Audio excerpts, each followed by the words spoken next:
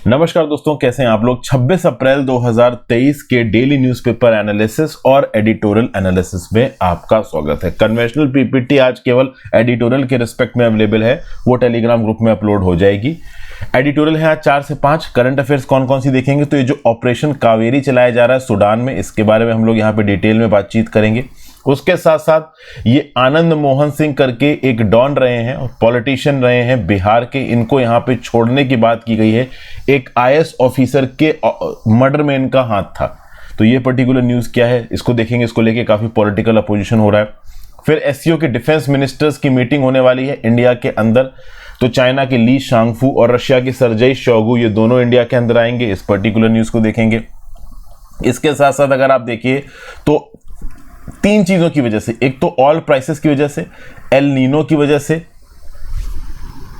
और international commodity prices की वजह से इन्फ्लेशन शॉर्ट टर्म में बढ़ सकता है, ग्रोथ आउटलुक खतरे में आ सकता है। क्योंकि ओपेक प्लस कंट्रीज अपना तेल का प्रोडक्शन गिरा रही हैं, तो उनके तेल के प्रोडक्शन गिराने के चलते ओवरऑल $70 पर बैरल में जो तेल मार्च में बिक रहा था वो आराम से $100 क्रॉस कर जाएगा। तो जो इंडिया ने जीडीपी ग्रोथ प्रोजेक्शन किया है ना 6.5% का, ये तक खतरे में पड़ सकता है। इसके बारे में बात करेंगे।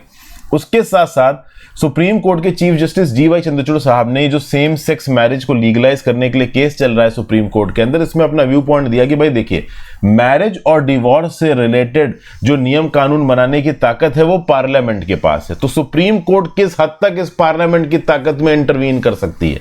अब यहाँ पे जो पिटिशनर्स हैं, जो एलजीबीटी कम्युनिटी के बिहाफ पे यहाँ पे केस लड़ रहे हैं, उनका ये बोलना है कि साहब देखिए, अगर आप सेम सेक्स मैरिज को लीगलाइज नहीं करोगे तो जो सेम सेक्स कपल्स हैं वो देश छोड़ के चले जाएंगे। इनमें बहुत से इन्फ्लुएंशियल लोग भी हैं। ओवरऑल इंडिया को इकोनॉमिक नुकसान हो सकता है।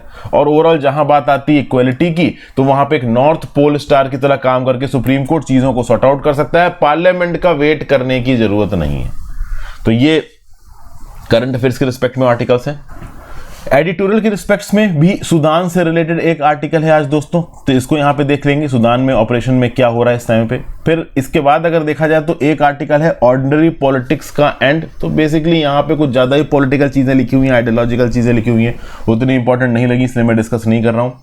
एक आर्टिकल है कि सीबीआई यहाँ पे overall environmental lawyers Ritwick Dutta और उनके organisation legal initiative for forest and environment के अगेंस्ट पड़ गया है। क्योंकि ऐसा बताया जाता है कि ये पर्टिकुलर जो आप कह लो एनजीओ है, जो इनका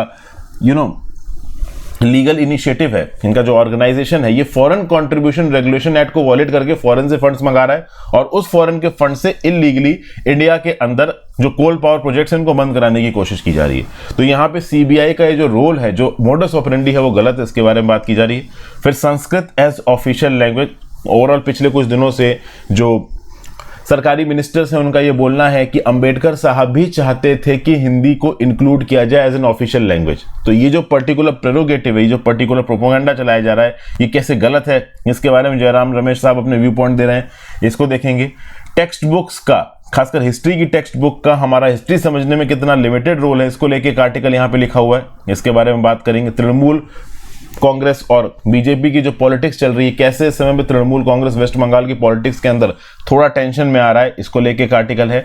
तो आज कुल मिला के इस पूरे डिस्कशन में 10 से ज्यादा इंपॉर्टेंट यूनिक टॉपिक्स हमें समझने को मिलेंगे। डिटेल में एक एक टॉपिक आपको मैं यहाँ पे समझाऊंगा। सबसे पहले शुरुआत करते हैं आज का सबसे इंपॉर्टेंट टॉपिक, ये जो ऑपरेशन कावेरी चल रहा है सूडान से लोगों को छुड़ाने के लिए। आगे बढ़ने से पहले वीडियो पे लाइक का बटन। दोस्तों देखिए, मैंने अपनी ऐप लॉन्च की है हर्षित द्विवेदी एजुकेशन।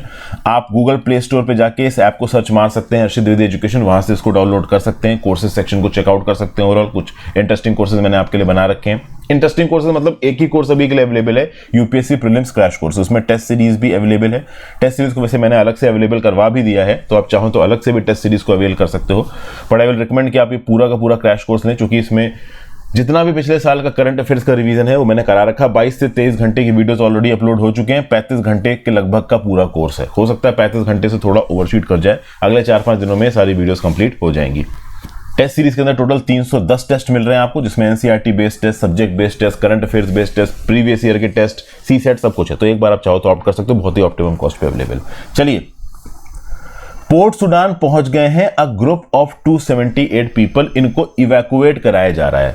और ऑपरेशन कावेरी को ब्रॉडन करने की बात की जा रही है। यहां पे आपको एक सूडान का पोर्ट नजर आ रहा है जहां पे शिप खड़ा हुआ है इंडिया का, लोग पहुंच रहे हैं, आईएनएस सुमेध पे चढ़ेंगे और वापस इंडिया के लिए निकल लेंगे। तो जो फर्स्ट बैच है इंडियंस के कॉन्फ्लिक्ट ट्रांस सूडान में, वो ऑपरेशन कावेरी के अंदर आईएनएस सुमेध के पास पहुंच चुके हैं। लेकिन देखिए आईएनएस सुमेध तुरंत यहां से चलेगा नहीं, चूंकि और लोगों का इंतजार किया जाएगा। ठीक है, तो पहला 278 लोगों का जत्था पोर्ट सूडान पे पहुंच चुका है। मंडे मिडनाइट से 72 घंटे का सीज फायर लगा हुआ है, दोनों फैक्शंस लड़ नहीं रहे हैं, तो इसको मैक्सिमम यूटिलाइज करके जितने ज्यादा लोगों को पोर्ट सूडान तक पहुंचा दिया जाए इवैक्यूएट करने के लिए, उतनी यहां पे कोशिश की जा रही है। ठीक है, यहां से फिर ये लोग सऊदी पोर्ट ऑफ जेद्दा जाएंगे और वहां से बेसिकली इंडिया आएंगे। तो ministry of external affairs additional measures ले रही है यहां पे ऑपरेशन को बॉर्डर करने के लिए। इसके साथ साथ देखिए तो आईएनएस तेग को भी इन्वॉल्व किया जा रहा है ऑपरेशन कावेरी में। ठीक है ना भाई, पोर्ट सूडान पहुंचेगा ये और स्टैंडर्ड इंडियंस को वहां पे निकालने की कोशिश करेगा। आगे बात की जाए तो Indian citizens at the Sudanese port told the Hindu that the Indian embassy had begun coordinating over the 4 days for possible evacuation from Khartoum, Omdurman और other crisis areas। तो मतलब इंडियन सूडान में हर जगह फैले हुए थे, तो ऑब्वियस बात है वहां से उनको निकाल के सेफ्टी तक पहुंचाने की कोशिश की जा रही। फिर आगे यहाँ पे क्या बताया जा रहा है, सिविलियन इंफ्रास्ट्रक्चर बिल्कुल गर्त में है, ओवरऑल बैंकिंग ऑपरेशंस बंद हो चुके हैं। कहां पे, आपका सूडान के अंदर। देखिए जो सेक्रेटरी हैं वहां पे Indian association in port Sudan के, जिनका नाम है बातुक हरकिस दास, ये बोल रहे हैं कि पेट्रोल पंप में डीजल और पेट्रोल नहीं है, डिजिटल कैश सिस्टम सूडान का जंग के बाद से चल नहीं रहा है, तो एक तो पैसा ट्रांसफर नहीं किया जा सकता, अगर आपके पास पैसा हो तो भी आप पेट्रोल और डीजल नहीं खरीद पाओगे क्योंकि मिल ही नहीं रहा पेट्रोल पंपों के ऊपर। तो बेसिकली पोर्ट सूडान तक पहुंचाने के लिए इन लोगों को बसों की जरूरत थी और बस चलती है डीजल से और मार्केट में डीजल ही नहीं मिल रहा है, तो बड़ी मुश्किल से तो इन्होंने डीजल अरेंज किया ओवरऑल बसों को पोर्ट सूडान तक पहुंचाने के लिए। प्लस चूंकि डिजिटल बैंकिंग सिस्टम यहां पे कोलैप्स हो चुका है तो लोग अपने अकाउंट से पैसा ट्रांसफर करके सर्विसेज को अवेल नहीं कर पा रहे हैं। इस समय पे देखिए जब इस तरीके की क्राइसिस सिचुएशन आती है ना, तब गलत एक्टिविटीज होनी भी बहुत हद तक शुरू हो जाती हैं, लोग चीजों को कैपिटलाइज करने लगते हैं। तो सूडान में भी ये हो रहा है, कैपिटलाइज किया जा रहा है चीजों को। अब चूंकि सूडान के अंदर जो इंडियंस है वो अपने अकाउंट से पैसों का पेमेंट कर नहीं पा रहे हैं, तो जो भी उनके पास हार्ड करेंसी है, सोना होगा, ज्वेलरी होगी, उसको दे के जैसे तैसे ये वॉर की सिचुएशन से निकलने की कोशिश कर रहे होंगे, क्योंकि कैश डिजिटली ट्रांसफर कर नहीं पा रहे, कभी होता है कभी नहीं होता है। ऑब्वियसली बात है क्राइसिस हिट है, आर्म्ड फोर्सेस जो कि लोगों को प्रोटेक्ट करती हैं वही आपस में एक दूसरे के साथ पागल टाइप लड़ रही हैं, तो लोगों को प्रोटेक्ट करने के लिए कुछ है नहीं, लोगों की हालत खराब है। इनफैक्ट अगर आप देखो तो ह्यूमैनिटेरियन ऑर्गेनाइजेशंस और लोगों और जत्थों के ऊपर भी यहां पे अटैक किया गया। Indians one of the largest Asian community है सूडान के अंदर और पूरे सूडान में फैली हुई है, और रैपिड सिक्योरिटी फोर्सेस और सुडानीज आर्म्ड फोर्सेस ये दोनों आपस में एक दूसरे के साथ लड़ रही हैं। तो खार्तुम से पोर्ट सूडान का रास्ता 800 किलोमीटर का, 800 किलोमीटर बस के अंदर, एसी बस के अंदर भी अगर आप ट्रेवल करके जाओ तो आपको लगेगा थोड़ा सा इनकन्वीनियंट है। यहाँ पे तो 800 किलोमीटर ये लोग किस प्रकार से ट्रेवल करके जा रहे होंगे आप सोच ही सकते हो। फिर पोर्ट सूडान पहुंचने के बाद एक स्कूल बिल्डिंग में इनको बैठाया जाता है जहां पे लोकल इंडियन कम्युनिटी इनकी मदद करती है। बेसिकली 35 से 40 इंडियंस की कम्युनिटी पोर्ट सूडान में काम करती है। ये कह रहे हैं कि हम कोशिश कर रहे हैं लोगों को बचाने की। इस समय पे सूडान के अंदर लगभग 3000 इंडियंस हैं। ऑपरेशन कावेरी के अंडर भारत सरकार पूरी कोशिश कर रही है कि जैसे तैसे करके इनको बाहर निकाला जाए। अगले न्यूज पे आते हैं। रूस tweets Bihar dreaded don and former Sheohar MP set to walk from jail. यहां पे बात हो रही है आनंद मोहन बोस की। आनंद मोहन बोस एमएलए भी रह चुके हैं, आनंद मोहन बोस मेंबर ऑफ पार्लियामेंट भी रह चुके हैं। इनका घड़ा तब बढ़ गया जब इनके ऊपर 1994 में जो डिस्ट्रिक्ट मजिस्ट्रेट थे गोपालगंज के जी कृष्णैया, इनको मारने का इल्जाम लगाया गया। अब सोचिए दोस्तों, आज की डेट में डिस्ट्रिक्ट मजिस्ट्रेट की पोस्ट पे बैठा हुआ इंसान कितना ताकतवर होता है। ये तो 1994 की बात हो रही है और गोपालगंज के डिस्ट्रिक्ट मजिस्ट्रेट थे जी कृष्णैया। एक मॉब ने ओवरऑल मॉब लिंचिंग के अंदर इनकी मौत हो गई थी। उस मॉब को उकसाने में आनंद मोहन सिंह का हाथ था, ऐसा यहां पे बोला गया। बाद में आनंद मोहन सिंह के अगेंस्ट केस चला और आनंद मोहन सिंह को पहले मौत की सजा सुनाई गई, फांसी की।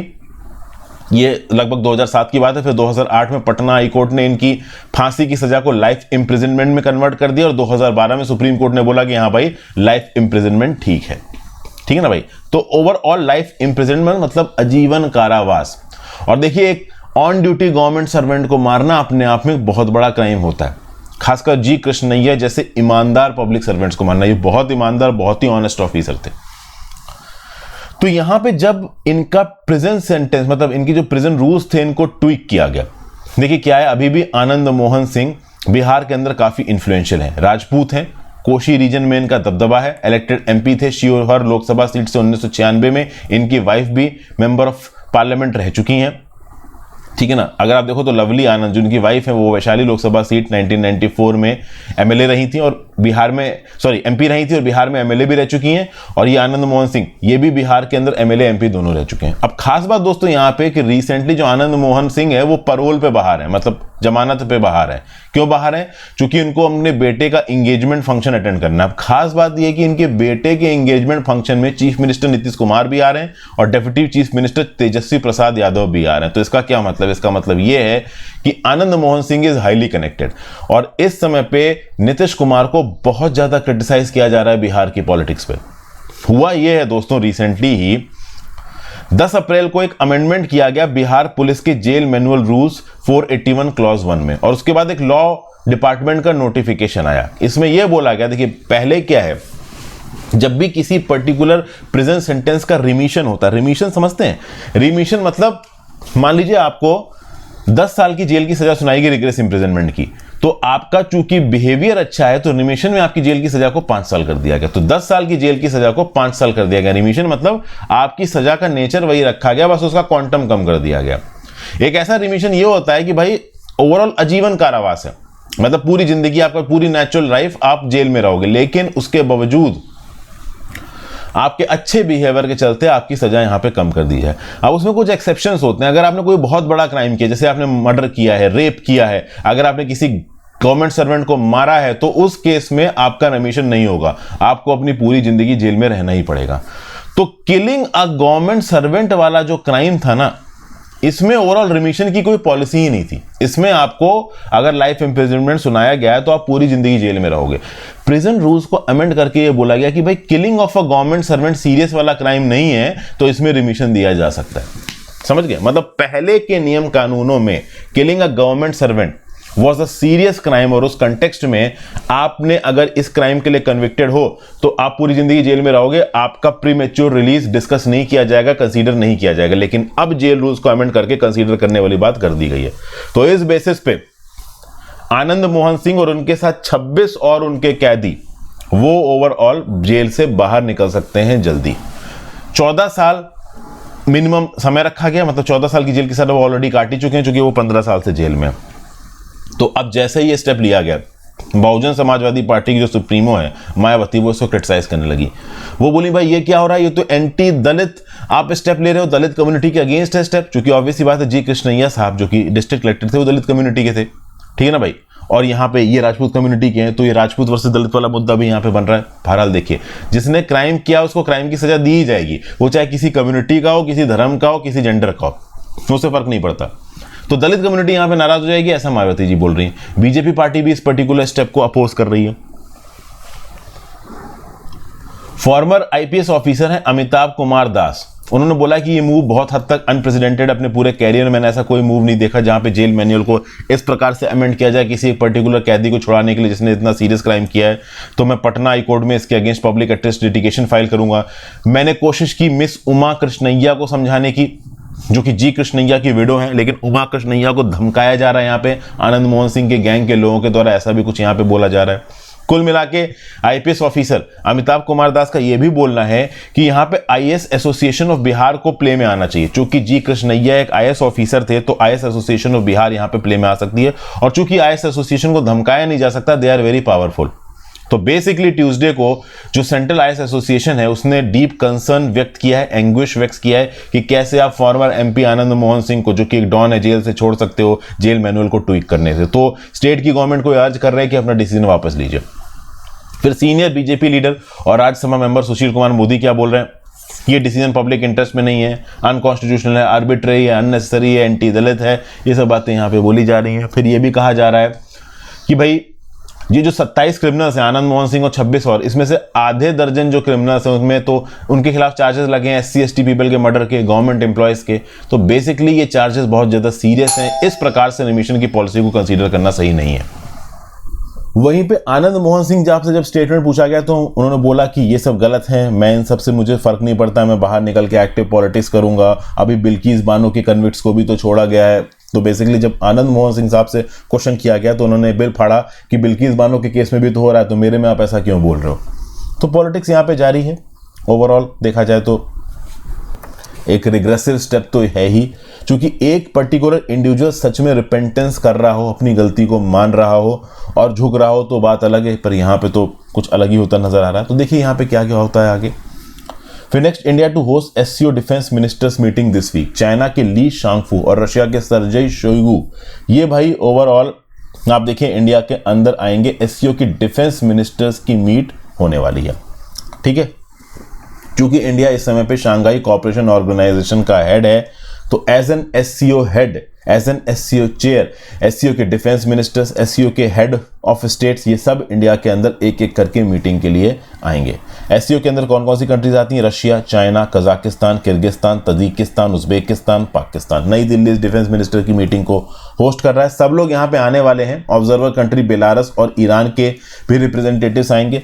पाकिस्तान के डिफेंस मिनिस्टर आएंगे नहीं, ख्वाजा आसिफ, ये शायद वर्चुअली अटेंड करेगा इस कॉन्फ्रेंस को, ठीक है ना। पाकिस्तान का डिफेंस मिनिस्ट्री का डेलीगेशन जरूर इंडिया के अंदर आ गया है overall SCO working group meeting को अटेंड करने के लिए, ताकि डिफेंस मिनिस्टर की मीट का जो बेस है वो यहाँ पे तैयार किया जा सके।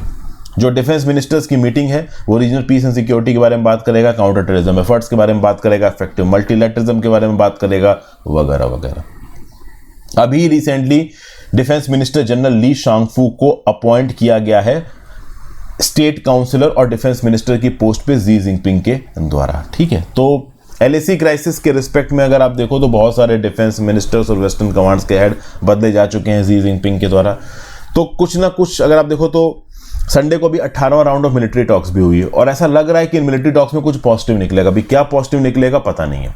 ये जो ली शांगफू है ये इंडिया के अंदर आएगा तो एससीओ के हेड के अंदर तो भारत से बातचीत करेगा ही, बायलैटरल भी यहाँ पे बहुत सी बातचीतें होने वाली हैं, ऐसा कुछ यहाँ पे बोला जा रहा है। At the same point of time India के जो एम्बेसडर है बीजिंग में, प्रदीप कुमार रावत साहब, मार्च 2022 में इन्होंने एम्बेसडर की कुर्सी संभाली है।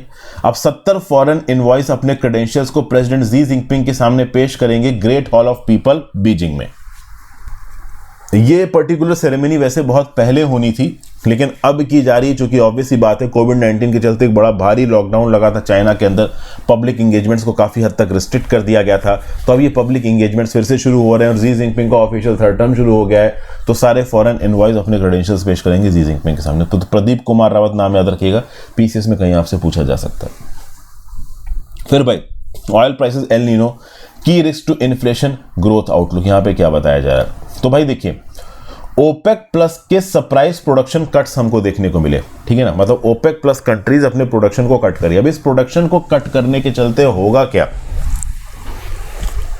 इन्फ्लेशन बढ़ेगा। क्यों? क्योंकि क्रूड ऑयल के दाम बढ़ेंगे। जब क्रूड ऑयल का इंटरनेशनल मार्केट में सप्लाई कम होगी तो नेचुरली उसका दाम बढ़ेगा, तो इन्फ्लेशन बढ़ेगा। उसके साथ साथ एल नीनो का रिस्क, एल नीनो के चलते इंडिया के अंदर मानसून हो सकता है धीमा, और जब मानसून होगा धीमा तो हमारी एग्रीकल्चरल प्रोड्यूस यहां पे इफेक्ट हो सकती है, और अगर हमारी एग्रीकल्चरल प्रोड्यूस इफेक्ट होगी तो फूड इन्फ्लेशन देखने को मिल सकता है। उसके साथ साथ ये लंपी स्किन डिजीज फैल रहा है हमारी कैटल में, इसके बारे में मैंने पहले भी बात की। तो इस लंपी स्किन डिजीज के फैलने के चलते जो मिल्क सप्लाई है, जो मिल्क प्रोडक्शन है, वो भी इंडिया के अंदर इफेक्ट हो सकता है। आपको पता है कि मिल्क प्रोडक्शन देखा जाए तो इंडिया दुनिया का सबसे बड़ा मिल्क प्रोड्यूसर है, तो लंपी स्किन डिजीज के चलते मिल्क प्रोडक्शन भी इंडिया में हिट कर सकता है, बड़े स्केल में हमारे कैटल को नुकसान आ सकता है। तो इन सब चीजों के चलते जो 6.5% की जीडीपी ग्रोथ हमारी सरकार एक्सपेक्ट कर रही है 2023-24 में, ये खतरे में आ सकती है एल नीनो के कारण, लंपी स्किन डिजीज के कारण, जियोपॉलिटिकल डेवलपमेंट्स के कारण, ओपेक प्लस का ये जो प्रोडक्शन कट ऑफ हो रहा है उसके कारण। ठीक है भाई, ये न्यूज थी। फिर अगली news, the test is how far can courts go on the same sex union supreme court. देखिए कॉन्स्टिट्यूशन बेंच बैठी हुई सुप्रीम कोर्ट की, legal recognition of same sex marriage के रिस्पेक्ट में बातचीत हो रही है, और वो ये बोल रहे हैं कि भाई देखिए ये एक ऐसा सब्जेक्ट है जिसके ऊपर एडजुडिकेट करने की पावर है केंद्र की सरकार की, पार्लियामेंट की इनफैक्ट, ठीक है ना। पार्लियामेंट अपने पिटीशन में, अपने एफिडेविट में बोल भी चुका है कि मैरिज रिलेटेड लॉज को अमेंड करने की ताकत पार्लियामेंट के पास ही है, सुप्रीम कोर्ट को ऐसा नहीं करना चाहिए। अगर आप एंट्री 5 देखें कॉन्करेंट लिस्ट की तो मैरिज डिवोर्स को कवर करता है। तो कुछ हद तक राज्य की सरकारें और वैसे बड़े स्केल पे पैन इंडिया के लिए पार्लियामेंट ओवरऑल यहां पे नियम कानून लेके आ सकती है। तो जो चीज पार्लियामेंट के एडजुडिकेशन के अंदर आती है, किस हद तक सुप्रीम कोर्ट उसमें इंटरवीन कर सकता है, ये डीवाई चंद्रचूड़ साहब ने बोला। तो पेटिशनर्स के बिहाफ पे, एलजीबीटी कम्युनिटी के बिहाफ पर सीनियर एडवोकेट मेनका गुरुस्वामी बोल रही है कि पार्लियामेंट का इंतजार मत करिए सर वैक्यूम को फिलअप करने के लिए, आप एक नॉर्थ स्टार की तरह यहां पे काम करिए। स्पेशल मैरिज एक्ट भी सेम सेक्स मैरिज को रिकॉग्नाइज नहीं करता, ये अनकॉन्स्टिट्यूशनल है, आप इसको कॉन्स्टिट्यूशनल बनाइए। नॉर्थ स्टार की तरह काम करके पार्लियामेंट का इंतजार किए बिना आप ग्राउंड लेवल पे नियम कानूनों को बदलिए, सेम सेक्स मैरिज को लीगलाइज करिए। यहां पे सीनियर एडवोकेट सौरभ किरपाल भी यहां पे पेटिशनर्स के बिहाफ, सौरभ किरपाल खुद गे कम्युनिटी को बिलोंग करते हैं, तो ये बेसिकली बोल रहे हैं कि legal status for same sex marriage not about all और nothing, court should intervene and bring about whatever relief it could so and pave the way for greater changes to all. मतलब ये बोल रहे हैं कि ऐसा नहीं है कि आप कुछ नहीं करो और ऐसा नहीं कि आप सब कुछ कर दो। मतलब कोर्ट को बोल रहे हैं किरपाल साहब कि भाई देखिए हम समझ सकते हैं आपकी प्रॉब्लम है, तो आप सब कुछ कर दो सेम सेक्स मैरिज के लिए, हम ऐसा भी नहीं कह रहे हैं। आप कुछ ना करो, हम ऐसा भी नहीं कह रहे, आप कुछ तो करो। यहां पे लीगल रिकॉग्निशन अगर सेम सेक्स मैरिज को मिल जाता है तो धीरे धीरे करके जो लोगों की साइकी है, जो हमारा सोशल सेटअप है, वो बदलना शुरू हो जाएगा। हम ये नहीं कह रहे हैं कि तुरंत सेम सेक्स मैरिज होना शुरू हो जाएगी, बट कम से कम आसपास के लोग इस पर्टिकुलर टॉपिक के बारे में पॉजिटिवली तो सोचेंगे। और वैसे भी बहुत सारे जो होमोसेक्सुअल्स एलजीबीटी कम्युनिटी के लोग हैं वो अपने आप में बहुत इन्फ्लुएंशियल और बहुत पैसे वाले हैं। अगर उनको सेम सेक्स मैरिज का अधिकार इंडिया के अंदर मिल जाता है तो वो इंडिया के अंदर रहेंगे नहीं तो फॉरेन में जाके सेटअप हो जाएंगे, और फॉरेन जाके सेटअप हो जाएंगे तो फिर देश की दौलत को और देश के इन्फ्लुएंस को भी फॉरेन में लेके जाएंगे। तो ये सब बातें यहाँ पे बोला जा रहा है। फिर यहां पे ये भी पिटीशन दी गई कि right to marriage and family, इसको रिकॉग्नाइज किया गया है as a part of fundamental right to life and dignity under article 21 of the constitution. तो इसको यहां पे असर्ट करने की कोशिश की जा रही है। और G20 का समिट चल रहा है इंडिया के अंदर, तो इसलिए और प्रेशर डाला जा रहा है यहां पे सुप्रीम कोर्ट के ऊपर। लेट्स सी यहां पे क्या निकल के आता है। चलिए भाई, करंट अफेयर्स यहां पे खत्म हो जाता है। अब हम आ जाते हैं आपका एडिटोरियल के ऊपर। एडिटोरियल में कौन कौन से आर्टिकल्स हैं एक एक करके देखना यहां पे शुरू करते हैं। वैसे तो आर्टिकल्स का जो ओवरऑल जत्था है ये मैंने ऊपर की तरफ लिख रखा है, the end of ordinary politics, ठीक है। उसके आगे Sanskrit as the official language, Ambedkar amendment, limited role of text books in history, end of ordinary politics में उतना नहीं डिस्कस करने वाला, Trinamool cotton, Cong political flux, right to litigate, rescue services, ये सब एक एक करके हम लोग यहाँ पे देखने वाले। एंड ऑफ ऑर्डिनरी पॉलिटिक्स ये मैं आर्टिकल स्किप कर रहा हूँ, उतना इसमें मुझे कुछ इंपॉर्टेंट लगा नहीं। एक आर्टिकल है आज overall Sanskrit as official language को लेके अंबेडकर अमेंडमेंट। देखिए यहां पे कहा क्या जा रहा है। रिसेंटली मद्रास हाई कोर्ट के जस्टिस GR स्वामीनाथन ने बोला कि BR अंबेडकर संस्कृत को इंडियन यूनियन की ऑफिशियल लैंग्वेज बनाना चाहते थे, ठीक है ना। और अगर आप देखो तो इससे पहले former chief justice of India Sharad Arvind Bobde ने भी यही बोला था कि हाँ भाई अंबेडकर साहब संस्कृत को ऑफिशियल लैंग्वेज बनाना चाहते थे इंडिया की। तो बेसिकली अभी का करंट रूलिंग एस्टेब्लिशमेंट कुछ इस प्रकार के थॉट प्रोसेस को प्रमोट करना चाहता है कि BR अंबेडकर साहब को संस्कृत से कोई प्रॉब्लम नहीं थी, वो बेसिकली संस्कृत को ऑफिशियल लैंग्वेज बनाना चाहते थे। क्या इस बात में सच्चाई है? तो जी हाँ दोस्तों, 10 सितंबर 1949 को अंबेडकर साहब ने, बाबा साहब ने एक अमेंडमेंट सबमिट किया था कॉन्स्टिट्यूएंट असेंबली में, जहां पे ये प्रपोज किया गया था कि हाँ भाई संस्कृत को आप यूनियन की ऑफिशियल लैंग्वेज बनाइए। 16 सिग्नेटरीज यहां पे इंक्लूडेड थे, मतलब BR अंबेडकर साहब के साथ 16 और सिग्नेटरीज थी, जिसमें TT Krishnamachari, doctor P Subbarayan, G Durgabai, Dakshayani, Velayudhan, ये सब यहाँ पे इन्वॉल्व। तो ये जितने भी सिग्नेटरीज थे वो नॉन हिंदी स्पीकिंग प्रोविंसेस के थे। तो ये काफी प्रोग्रेसिव स्टेप बोला जाता है कि हाँ भाई देखो बाबा साहब भी यहाँ पे संस्कृत को ऑफिशियल लैंग्वेज बनाना चाहते थे। 11 सितंबर 1949 को इस अमेंडमेंट की न्यूज भी यहाँ पे पब्लिश हुई और BR अंबेडकर साहब को ये बोलते हुए पाया गया कि हाँ भाई संस्कृत में प्रॉब्लम क्या है। तो इस पर्टिकुलर बिनहाफ पे आज की डेट में बहुत सारे डिग्निटरीज ये बोल रहे हैं कि हाँ भाई संस्कृत को आप ऑफिशियल लैंग्वेज बना सकते हो। खुद BR अंबेडकर साहब संस्कृत को ऑफिशियल लैंग्वेज बनाना चाहते हैं, लेकिन ऑथर यहां पे बोल रहा है कि फैक्ट्स को थोड़ा डिस्टॉर्ट किया जा रहा है। ऑथर जयराम रमेश साहब, इनका यह बोलना है कि एक्चुअली में वहां पे उस समय पे क्या हुआ था, इसका टोटल ब्यौरा आपको 2 किताबों से पता चलता है। ये कौन कौन सी 2 किताबों की बात हो रही है?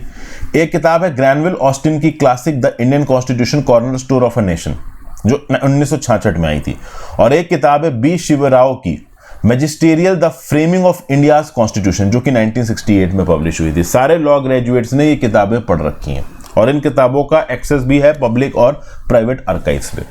तो बेसिकली इन किताबों को पढ़ के ये पता चलता है कि एक्चुअली में आज की डेट में जो बोला जा रहा है ना कि बाबा साहब ने बोला था कि भाई आप संस्कृत को ऑफिशियल लैंग्वेज बना दो, वो बिल्कुल फेवर में थे, ये बात थोड़ी सी आप कह लो ट्विक करके दिखाई जा रही। कैसे ट्विक करके दिखाई जा रही है? बाबा साहब ने एक्चुअली में राव के हिसाब से बाबा साहब ने बोला था कि हिंदुस्तानी को भाषा होना चाहिए यूनियन की और यूनिट्स की, समझ गए। फिर यह बताया जा रहा है कि जो राव साहब का वर्किंग ड्राफ्ट था उसमें हिंदुस्तानी शब्द का इस्तेमाल हुआ था, मतलब बाबा साहब ने हिंदुस्तानी शब्द को प्रमोट किया था इंडिया की ऑफिशियल भाषा बनाने के लिए। लेकिन ऑब्वियसली बात है कांग्रेस पार्टी की इंटरनल पार्टी यहां पे डिलिब्रेशंस हुए और बाद में हिंदुस्तानी को हिंदी कर दिया गया। ओके, इनफैक्ट ड्राफ्ट कॉन्स्टिट्यूशन को लेके जब डिबेट चल रही थी कॉन्स्टिट्यूएंट असेंबली में तो काफी एक्रिमोनियस डिबेट थी वो भाषा को लेके। तो उस समय पे हिंदी वर्सेस इंग्लिश डिबेट चली थी। हिंदी को लेके लोगों ने ओपनली चीजों को अपोज किया था, संस्कृत पे तो लोगों का उतना ध्यान गया भी नहीं था। तो आज की डेट में संस्कृत को बोल के आप बोलते हो कि बाबा साहब उसको प्रमोट करने की कोशिश कर रहे हैं, तो कंटेक्चुअली आप गलत हो। देखिए क्या बताया जा रहा है, कांग्रेस पार्टी के अंदर ही हिंदी को लेके जो डिबेट हुई थी वो बहुत एक्रिमोनियस थी। एक तरफ हिंदी के सपोर्टर्स थे जिसमें पुरुषोत्तम दास टंडन, गोविंद दास रघुवीरा थे, और दूसरी तरफ हिंदी हेडलैंड के बाहर के लोग थे जिसमें जवाहरलाल नेहरू, सरदार पटेल जी भी जुड़े हुए थे। जवाहरलाल नेहरू जी का, सरदार पटेल जी का बोलना था कि भाई यूनिटी इन डाइवर्सिटी ये इंडिया का कंसेप्ट है, एक प्रॉपर एटमॉस्फेयर क्रिएट करने की जरूरत है, अंडरस्टैंडिंग और कंसेंट का माहौल लाने की जरूरत है।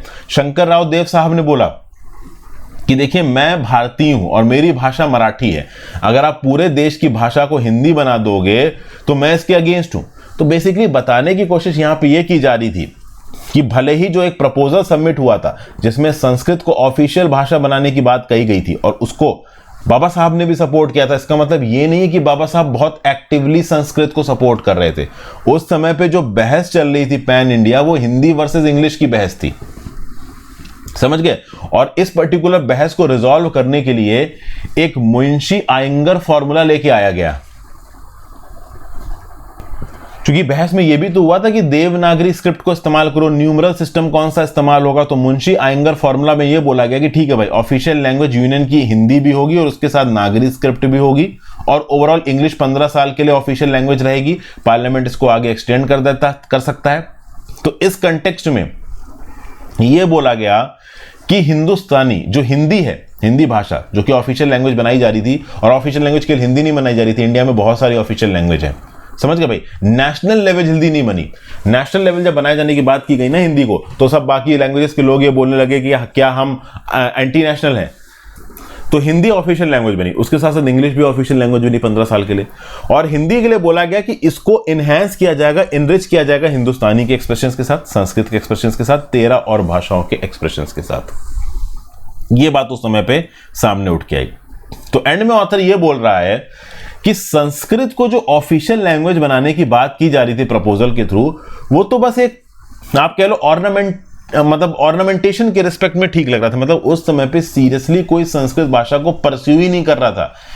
या तो हिंदी पे बहस हो रही थी या अंग्रेजी पे बहस हो रही थी, संस्कृत पे तो बहस ही नहीं हो रही थी। सबको पता है कि संस्कृत को ऑफिशियल लैंग्वेज बनाने वाला जो आप कह लो मतलब प्रस्ताव है वो पारित होने वाला है नहीं। लोग संस्कृत को लेके उतना उजागर ही नहीं थे। उस समय पे हिंदी को ही लेके इतनी बहस हो रही थी, इतनी पॉलिटिक्स हो रही थी, संस्कृत के ऊपर किसी का ध्यान नहीं जा रहा था। तो उस समय पे जो प्रपोजल मूव किया गया था संस्कृत को ऑफिशियल लैंग्वेज बनाने का, उसको आज की डेट में इतना ज्यादा सीरियसली दिखाया जा रहा है और उस समय के कंटेक्स्ट को इन्वॉल्व नहीं किया जा रहा। अंबेडकर साहब बाबा साहब के नाम के साथ संस्कृत के प्रपोजल, देखिए बाबा साहब अगेंस्ट नहीं थे संस्कृत के, लेकिन बाबा साहब बाकी भाषाओं के अगेंस्ट भी नहीं थे। तो ऑथर ये बताने की कोशिश कर रहा है कि ये बाबा साहब का एक्सपेंसिव व्यू पॉइंट था। ओवरऑल उनका ऐसा इंटरफेरेंस था जिसमें वो टॉलरेंस को प्रमोट कर रहे थे। इसका मतलब ये नहीं है कि वो संस्कृत के बहुत बड़े फैन थे और वो संस्कृति प्रमोट करना चाहते थे। तो कुछ इस प्रकार का व्यू पॉइंट इस पर्टिकुलर आर्टिकल में दिया जा रहा है, ठीक है। फिर next, the limited role of text books in history. Aditya Iyengar साहब का पर्टिकुलर आर्टिकल है। क्या बोल रहे हैं? The history taught and communicated in school should be more than just about individual doers and their actions. भैया रिसेंटली एनसीईआरटी ने जो ओवरऑल मुगल्स को लेके इंफॉर्मेशन वगैरह ड्रॉप की है 12वीं कक्षा की टेक्स्ट बुक में, इसको लेके काफी बवाल हो रहा है, ठीक है। तो अब यहां पे अगर आप देखो तो सब लोगों को लगता है कि हिस्ट्री के बारे में जो देश के लोगों को ज्ञान आता है, देश के बच्चों को, यंग लोगों को ज्ञान आता है, वो कहां से आता है? टेक्स्ट बुक से आता है। लेकिन ये बात पूरी तरीके से सही नहीं है। ज्ञान केवल टेक्स्ट बुक से नहीं आता है, ज्ञान लिविंग एक्सपीरियंस से आता है। जो नॉलेज है हमारी हिस्ट्री की, in addition to text book, it comes from lived experience. इसमें अगर आप देखो तो हम जो फिक्शन में पढ़ते हैं, हम जो नॉन फिक्शन में पढ़ते हैं, हम जो इंटरनेट पे पढ़ते हैं, हम जो टीवी सिनेमा में देखते हैं, ये सब अफेक्ट करता है ओवरऑल हमारी साइकी को। ठीक है, हमें जो हमारे फ्रेंड्स बताते हैं, हमारी फैमिली जो हमें बताती है, सोशल मीडिया से हमको जो पता चलता है, ठीक है ना, हम जब कहीं घूमने जाते हैं, ताजमहल देखा, ठीक है ना, औरंगजेब का मकबरा देखा, तो इन सब चीज़ों को देख के, मॉन्यूमेंट्स को देख के, उनको रियून्स को देख के हमें पता चलता है कि पुराने समय में क्या होता था। फिर जब हम म्यूजियम्स में जाते हैं तो वहाँ पे पुराने लोगों की ज्वेलरी, क्लॉथ, फूड नजर आती, क्या खाना वो खाते थे, ये सब हमें पता चलता है। तो बेसिकली हिस्ट्री की बहुत सारी चीज़ें हम वर्किंग नॉलेज से सीखते हैं, सब कुछ टेक्स्ट बुक से नहीं सीखते। ठीक है ना, जो रोल है टेक्स्ट बुक का हिस्ट्री को समझाने में वो ताकतवर है बट लिमिटेड है। क्लासरूम हमें एक फ्रेमवर्क प्रोवाइड करता है, उस फ्रेमवर्क में हम क्रोनोलॉजी जान लेते हैं, सीक्वेंस जान लेते हैं कि किस हिसाब से चीजें हुई। जैसे सबको पता है कि पहले दिल्ली सल्तनत आई, फिर मुगल आए, फिर ब्रिटिशर्स आए। अब कल की डेट में अगर आप किसी बच्चे को यह बता दोगे कि यार ब्रिटिशर्स मुगल से पहले आए, तो बच्चा मानेगा नहीं, क्योंकि उसने प्रॉपर तरीके से सीक्वेंस पढ़ा है। समझ गए बात को? तो हिस्ट्री की जो किताबें हैं वो सबसे पहले हमको एक बेसिक सीक्वेंस समझाती है कि क्या हुआ करता था पहले। फिर जैसे जैसे आप बड़े होते हो, आप उस सीक्वेंस को, उस समय की हैपनिंग्स को कंटेम्प्रेरी एरा से कंपेयर करके अपनी खुद का एक एनालिटिकल थॉट प्रोसेस बनाते हो।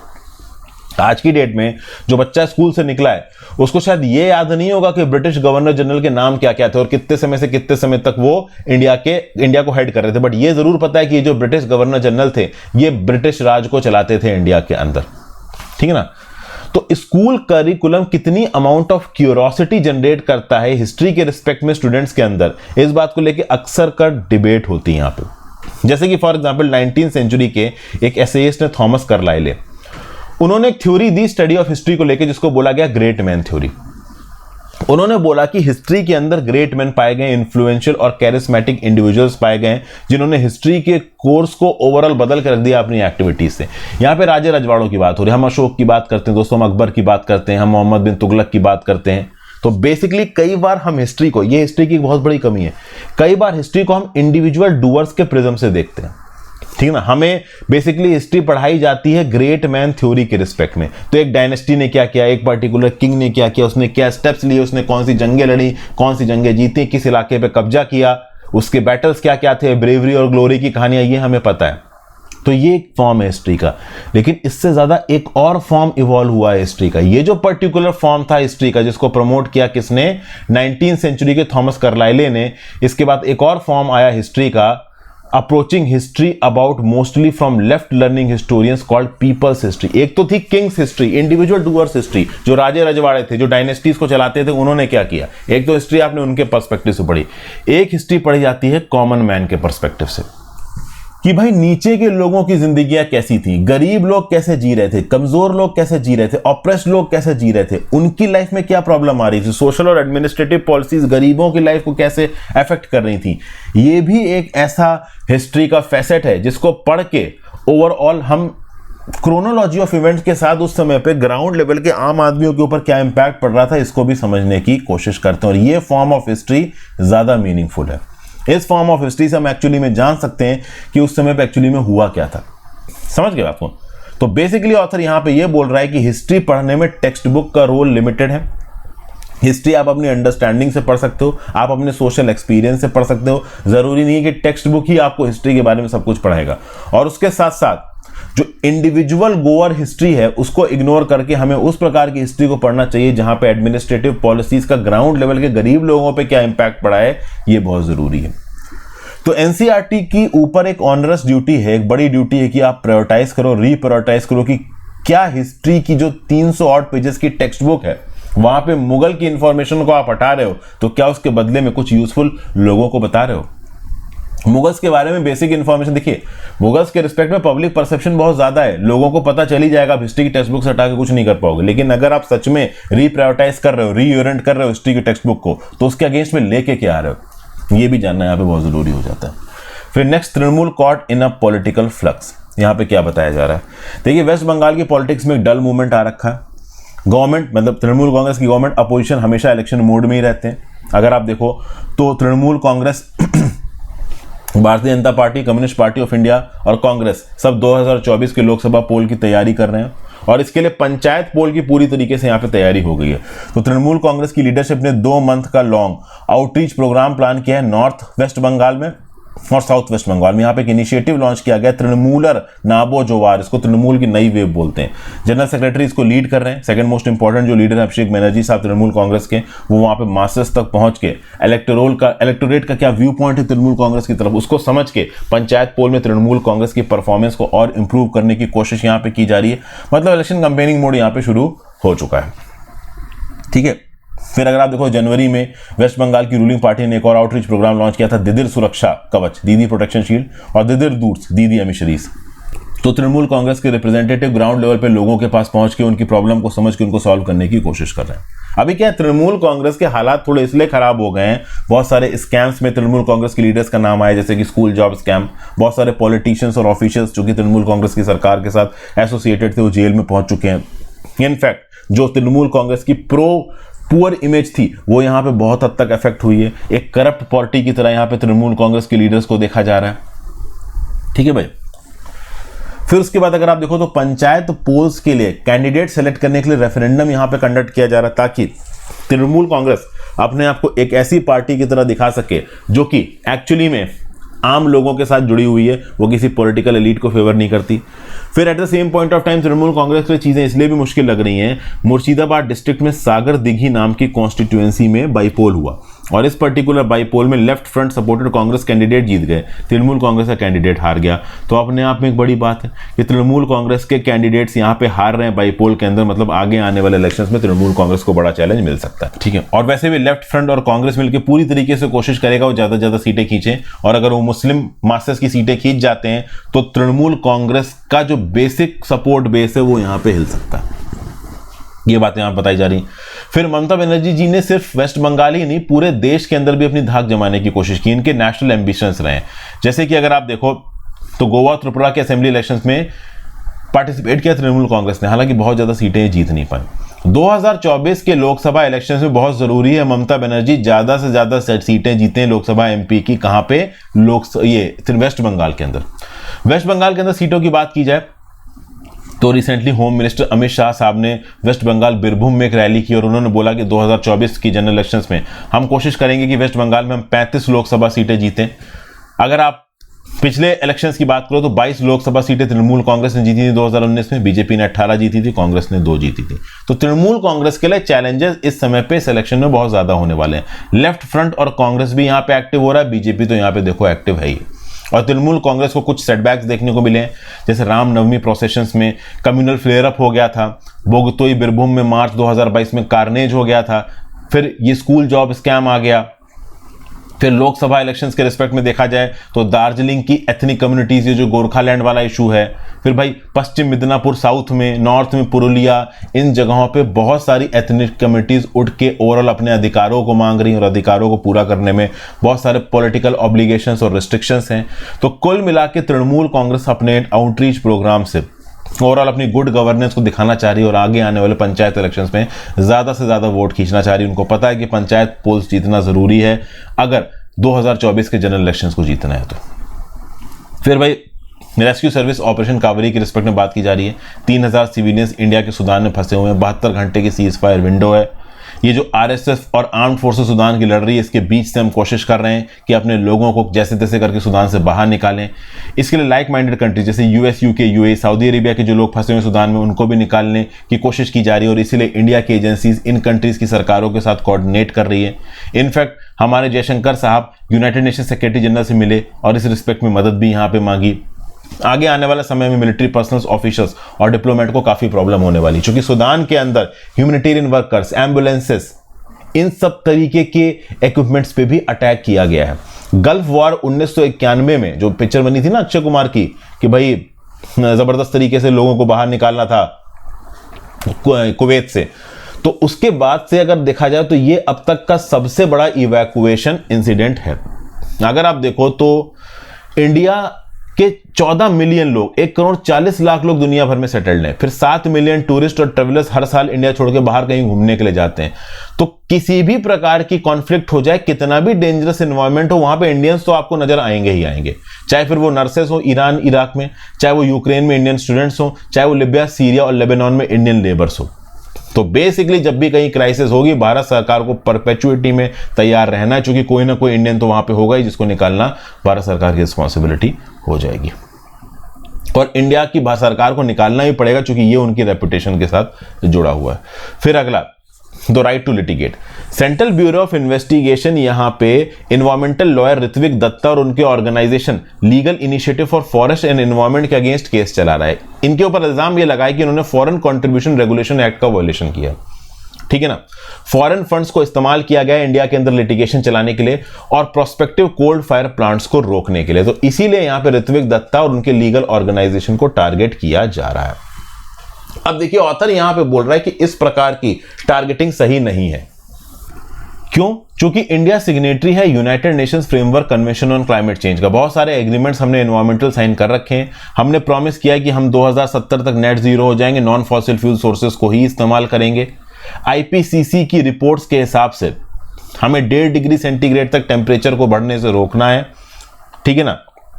हमारे जो global net anthropogenic CO2 emissions है उनको 45% कम करना है 2030 तक व्हेन कंपेयर टू 2010। तो इन सारी चीजों को अगर इंडिया को फॉलो करना है तो कोल्ड फायर्ड पावर प्लांट तो बंद करने ही पड़ेंगे ना। तो अगर कोई ऑर्गेनाइजेशन यहां पे इस चीज में इन्वॉल्व हो रहा है तो उसके ऊपर कम से कम FCRA के नॉर्म्स तो मत लगाओ, CBI तो मत लगाओ। कॉमन बट डिफरेंशिएटेड रिस्पॉन्सिबिलिटी के अंदर इंडिया ने अपने आप को डेवलपिंग कंट्री बोला है। टेक्निकली हमारे पास कोल को डेवलप करने की पावर है, राइट है। उसके साथ साथ हम सोलर विंड और न्यूक्लियर पावर को भी डेवलप कर रहे हैं। तो कोल एक नेसेसरी इवल है, ये हमें पता है। इंडिया के अंदर ऑलरेडी 28.5 गीगावाट की कोल पावर कैपेसिटी है और 32 गीगावाट के कोल पावर प्लांट्स अभी के लिए बन रहे हैं।